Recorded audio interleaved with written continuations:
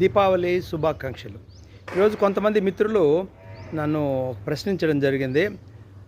ఆచార్య, ఈ మాదిరిగా దీపావళి వస్తే నరకాసురుడు మావాడు, అంటే కమ్యూనిస్టులు, ద్రవిడవాదులు, ఇతరులు మావాడు, తర్వాత రావణాసురుడు మావాడు, మహిషాసురుడు మావాడు అని మాట్లాడుతుంటారు. మీరు ఆ పండగలు చేయకూడదు, మనం చేయకూడదు అనేసి మాట్లాడుతారు.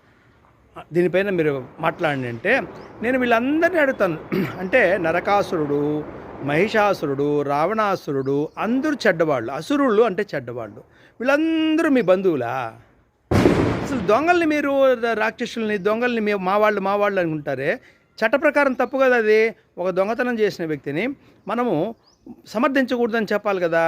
కానీ దుర్మార్గులంతవరకు అంటే వీళ్ళు జాతీయవాదం అనేటువంటి విషయాలు లేదు. వీళ్ళకి హిందూ జాతీయవాదులు, తర్వాత జాతీయవాద చైతన్యం ఉంది కదా, వీళ్ళకి కంట్లో మిరపకాయ పెడుతున్నారు. అది భరించలేక 70 సంవత్సరాలు వీళ్ళు చేసినటువంటి నాటకాలన్నీ కూడా పనికిరాక ఇప్పుడు పోయిన కారణం చేత ఈ విధంగా మాట్లాడుతున్నారు.